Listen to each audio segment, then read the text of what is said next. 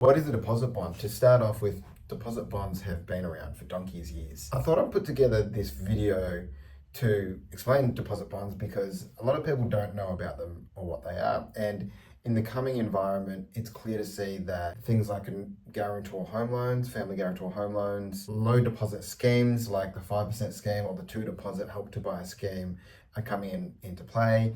And actually, for the last few years, they've been in play. Co-ownership schemes at least have been in play throughout most of the 5 different states at some place or time. I want to chat about this because A, my clients don't know what it is and it's a reference video for them, but B, sometimes real estate agents don't know what they are. Sometimes they just don't work in that space.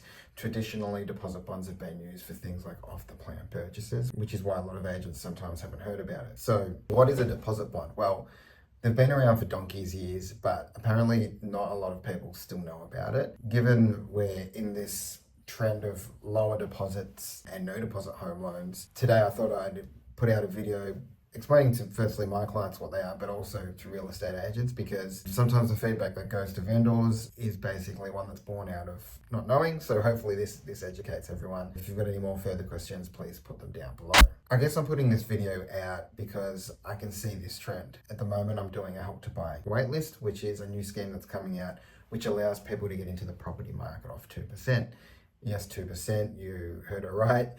Links in the description if you want to learn more about that. The problem with the 2% deposit is it's a 2% deposit. It's extremely low. And this is where deposit bonds can come in and help. Traditionally, deposit bonds have been used for off-the-plan purchases, but I can see an environment now where deposits are coming in lower and lower. Family guarantee loans are coming in, and quite often they're done at a 0% deposit. I've done plenty of those in the past. I can see a world where deposit bonds are slowly becoming more and more used. So let's get down into what a deposit bond is. It's a guarantee that's covered generally by an insurance company, which basically says that the vendor, the seller, will get the remainder of their deposit at settlement. So how does this process actually work in general? So let's say the purchaser has signed the contract. Standard process, they go and get the loan approved. Mind you, the bank won't approve the loan unless they're sure the client can settle. So the deposit bond is given by the insurance company with the knowledge that the loan is already approved. So it's good with the bank, it's good with the insurance company. We'll process the deposit bond, assuming I'm the broker that's doing the deal, doing the loan. We'll process the deposit bond within 24 hours of approval. Generally, the deposit bond comes through and it's issued to the vendor. What's worth noting here is that if the buyer does not complete the settlement, then the vendor can claim that deposit bond like an insurance policy. We didn't get our deposit at settlement, we make a claim, the claim gets paid out, and then the deposit bond company will actually chase the buyer or the potential buyer or the would-be buyer, I guess, for the remainder of the money. In any case, the vendor is sorted out with their 10% deposit. I'm going to go through a few scenarios in which a deposit bond will be used because there's a few of them. So as I explained before, where there's a low deposit, family guarantor, help to buy scheme, some other government co-buy scheme, which is all the rave at the moment. You'll get them off the plan. So people wanting to put down 10% deposit, however, the off the plan, they're accepting kind of a smaller deposit, or some other sort of commitment might be a 2% deposit. However, it might be off the plan where the property's not going to settle for sort of a longer period of time, a year or so.